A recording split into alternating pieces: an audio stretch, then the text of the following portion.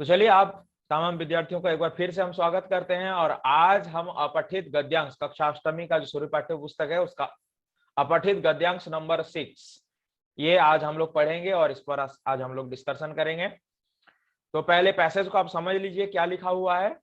अधुना संपूर्ण भारत देशे प्रदूषणम एका गंभीरा समस्या वर्तते। अधुना ये अव्यय पद है। अधुना यानी इस समय, संपूर्ण भारत देशे, संपूर्ण का अर्थ होता है पूरे, भारत देशे यानी भारत देश में, प्रदूषणम यानी पॉल्यूशन, एका गंभीरा समस्या वर्तते, एक गंभीर समस्या है। प्रदूषणस्य त्रयः प्रकाराः सन्ति, प्रदूषण का 3 प्रकार हैं। प्रदूषणस्य इसमें षष्ठी विभक्ति है, इसका चिन्ह होगा का। प्रदूषणस्य अर्थात प्रदूषण का, त्रयः प्रकाराः सन्ति 3 प्रकार हैं। जल प्रदूषणम, वायु प्रदूषणम, ध्वनि प्रदूषणम च। तो 3 प्रकार के प्रदूषण कौन कौन से हैं? पहला जल प्रदूषण, वाटर पॉल्यूशन, वायु प्रदूषणम, एयर पॉल्यूशन, ध्वनि प्रदूषणम च और साउंड पॉल्यूशन। तो ये 3 प्रदूषण का यहाँ पे बताया गया नाम। अद्यत्वे इस समय जनाः भौतिक साधनैः संपन्नम जीवनम जीवितुम इच्छन्ति। अद्यत्वे इस समय जनाः यानी लोग, अर्थात लोक मतलब संसार का, पूरे भारत का नहीं, पूरे दुनिया का जो लोग हैं, भौतिक साधनैः जितने भी भौतिक साधन हैं उससे संपन्नम जीवनम जीवितुम इच्छन्ति, उसके द्वारा, उससे संपन्न होकर के, उसी के माध्यम से ही जीवन को जीना चाहते हैं। भौतिक साधनों के द्वारा, भौतिक साधन क्या क्या है वो आप शॉर्ट में समझ लीजिए, संक्षेप में। जैसे आपके घर में एयर कंडीशन है, फ्रिज है, रेफ्रिजरेटर है, कार है, तो ये जितने भी चीजें हैं ये सब भौतिक साधन है। और आप लोग जानते हैं कि जो कार है उसका धुआं एयर पॉल्यूशन कर रहा है, या उसी तरह से और भी हमारे घर में जो भी एसी है, रेफ्रिजरेटर्स हैं, उसके अंदर से निकलने वाले जहरीले गैस वो भी हमारे वायुमंडल को प्रदूषित कर रहे हैं, और हम उन्हीं चीजों के द्वारा ही अपने जीवन को जीना चाहते हैं। एतस्य कृते, इसके लिए, ते निर्भीकाः भूत्वा प्रकृतिम तीव्र गत्या प्रकृतिम प्रति अत्याचारम कुर्वन्ति। देखिए, एतस्य कृते इन सब के लिए, ये भौतिक साधनों का, भौतिक साधनों से संपन्न जीवन जीने के लिए वे, अर्थात वे लोग, निर्भीकाः भूत्वा अर्थात निडर होकर, निर्भीक है ना, अर्थात निडर होकर के, भूत्वा अर्थात होकर, प्रकृतिम प्रति अत्याचारम कुर्वन्ति प्रकृति के ऊपर अत्याचार करते हैं।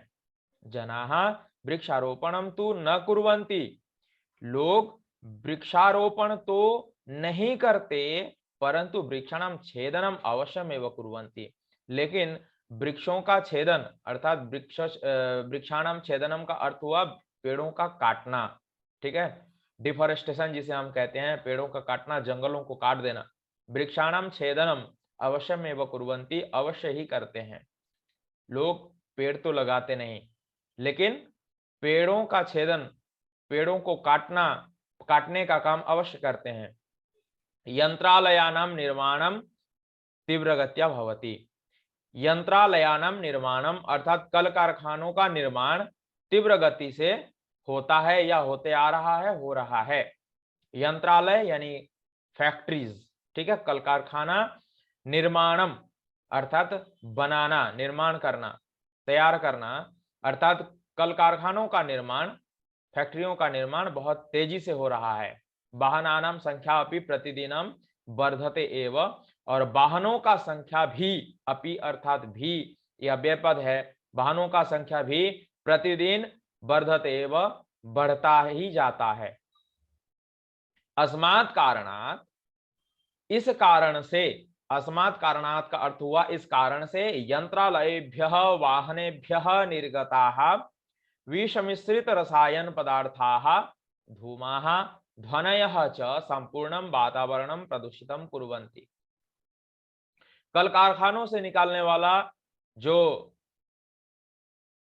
विष मिश्रित रसायन पदार्थ है और धुआं है, वो क्या करते हैं ना, ध्वनयः अर्थात ध्वनि को और संपूर्ण वातावरण को प्रदूषित करते हैं।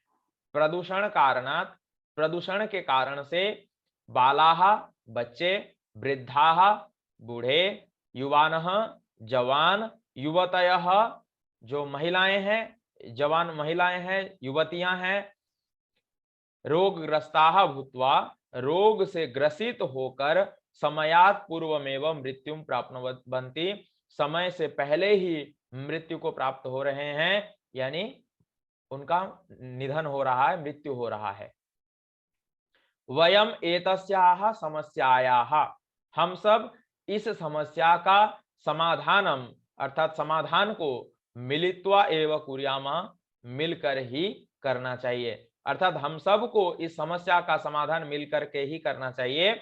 अस्माकं मनसि, हमारे मन में, सर्वे भवन्तु सुखिनः अर्थात सभी लोग सुखी हों, इति भावना भवेत्, ऐसा भावना होना चाहिए। हमारे मन में कैसी भावना होनी चाहिए कि सभी लोग सुखी हों, सर्वे भवन्तु सुखिनः। अब इसके आगे क्वेश्चन आंसर है इस पाठ के। सबसे पहले कह रहा है एक पदेन उत्तरतः अर्थात एक पद में उत्तर दें। केशाम निर्माणम तीव्र गत्या भवति, किनका निर्माण तीव्र गति से हो रहा है। तो यहाँ पे आंसर दिया हुआ है यंत्रालयानाम अर्थात कल कारखानों का निर्माण तीव्र गति से हो रहा है। नेक्स्ट आगे यहाँ पे कह रहा है पूर्ण वाक्य न उत्तरतः, पूर्ण वाक्य में उत्तर दीजिए। पहला सवाल है जनाः कीदृशम जीवनम जीवितुम इच्छन्ति, लोग कैसा जीवन जीना चाहते हैं। जनाः कीदृशम जीवनम जीवितुम इच्छन्ति, लोग कैसा जीवन जीना चाहते हैं। तो यहाँ पे आंसर होगा भौतिक साधनैः ही संपन्नम जीवनम जीवितुम इच्छन्ति। तो यहाँ पे जीवनम जीवितुम कर देना है, यहाँ पे उकार छूटा हुआ है, आपको उकार कर लेना है। जीवितुम इच्छन्ति जीना चाहते हैं, अर्थात यहाँ पे जो लोग हैं वो भौतिक साधनों से संपन्न जीवन को जीना चाहते हैं। के वातावरणम प्रदूषितम कुर्वन्ति, कौन वातावरण को प्रदूषित करते हैं। तो इसका आंसर होगा यंत्रालयेभ्यः वाहनेभ्यः निर्गताः विषमिश्रित रसायन पदार्थाः धूमाः ध्वनयः च वातावरणम प्रदूषितम कुर्वन्ति। ये इतना लाइन आप चाहें लास्ट में ऐड कर लेंगे।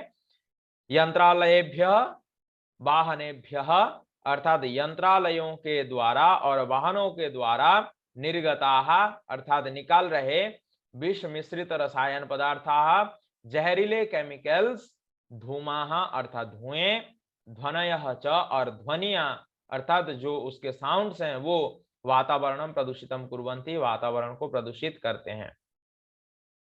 अब नेक्स्ट निर्देशानुसारम उत्तरतः, निर्देश अनुसार आपको उत्तर लिखना है। निर्भीकाः इति पदस्य विशेष्य पदम किम अस्ति। तो पहला क्वेश्चन में यहाँ निर्भीकाः शब्द का विशेष्य पद पूछा गया है आपसे। निर्भीकाः अर्थात निडर, तो यहाँ पे कौन निडर हैं। तो इसका आंसर होगा जनाः। तो इसका सही आंसर यहाँ पे जनाः जो है वो सही ऑप्शन है, इसका सही आंसर है जनाः। नेक्स्ट क्वेश्चन में पूछा कुर्याम इति क्रियापदस्य कर्तृपदम किम। कुर्याम जो क्रियापद दिया हुआ है, इस क्रियापद का कर्तृपद क्या है। तो इसका आंसर होगा वयम अर्थात हम सब।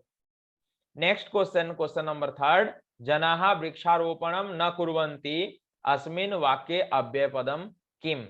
जनाः अर्थात लोग वृक्षारोपणम न कुर्वन्ति, वृक्षारोपण नहीं करते हैं, इस वाक्य में अव्यय पद क्या है। अब यहाँ पे अव्यय पद देखिए, ये जो न है वो अव्यय पद है, इसलिए यहाँ पे सही आंसर होगा न। जनाः वृक्षारोपणम न कुर्वन्ति, इस वाक्य में न अव्यय पद है। दुखिनः इति पदस्य विलोम पदम गद्यांशे किम प्रयुक्तम। तो दुखिनः का विलोम पद अर्थात अपोजिट मीनिंग है सुखिनः। तो वहां पे जो श्लोक का अंश था ना सर्वे भवन्तु सुखिनः, तो ये वही सुखिनः शब्द है, दुखिनः शब्द का विपरीत शब्द सुखिनः। ठीक है। नेक्स्ट क्वेश्चन नंबर 4 में पूछा अस्य अनुच्छेदस्य उचितम शीर्षकम लिखत। इस अनुच्छेद के लिए एक उचित शीर्षक आपको लिखना है। तो यहाँ पे उचित शीर्षक मैंने लिखा प्रदूषणम एका गंभीरा समस्या, प्रदूषण एक गंभीर समस्या है। तो आप चाहें तो इससे भी सुंदर और इससे भी बेहतर कोई हेडिंग शीर्षक आप लिख सकते हैं, तो यहाँ लिख लेंगे। तो ये था आपका अपठित गद्यांश का संपूर्ण अभ्यास। तो आज के लिए इतना इस वीडियो में, फिर हम लोग आगे मिलेंगे नए वीडियो में। तब तक के लिए आप सबका धन्यवाद।